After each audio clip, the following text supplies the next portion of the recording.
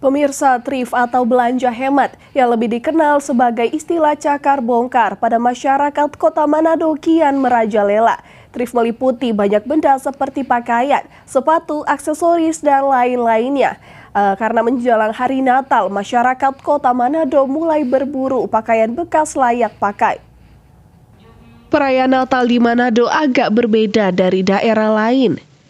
Natal seiring dirayakan sejak awal Desember, bahkan ada merayakan sejak November dengan berbagai ibadah atau acara pranatal. Baik organisasi gereja, komunitas, perkantoran hingga pemerintah. Tak heran, antusiasme masyarakat berburu pakaian makin terlihat. Sejak adanya tren thrift, masyarakat mulai tertarik dengan berbagai item fashion bekas pakai.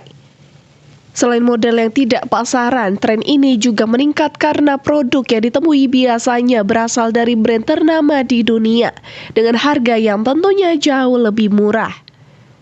Hal inilah yang membuat masyarakat cenderung lebih memilih pakaian bekas pakai yang layak daripada berbelanja di pusat perbelanjaan. Erika Bella, seorang pengusaha thrift, mengatakan sejak awal November sudah banyak masyarakat yang datang mencari berbagai kebutuhan Natal seperti gaun, celana, sepatu, dan tas. Baru masuk sih, cuma dari masuk memang. Mungkin mau ada promo-promo enggak?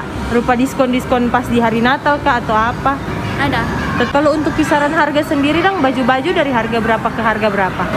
Dari 150, 65. Begitu juga dengan para pembeli. Seorang pembeli asal Seak, Manado, mengatakan dia datang langsung ke toko-toko thrift untuk mencari pakaian yang hendak dipakai pada saat perayaan Natal. Kalau kita kebetulan udah cari mau pohon terang sih, karena murah toh. Karena murah dan banyak pilihan. Kalau terang boleh lihat langsung, kan kalau misalnya kebanyakan di online shop ada yang murah, cuman orang nggak lihat DP bentuk fisik toh.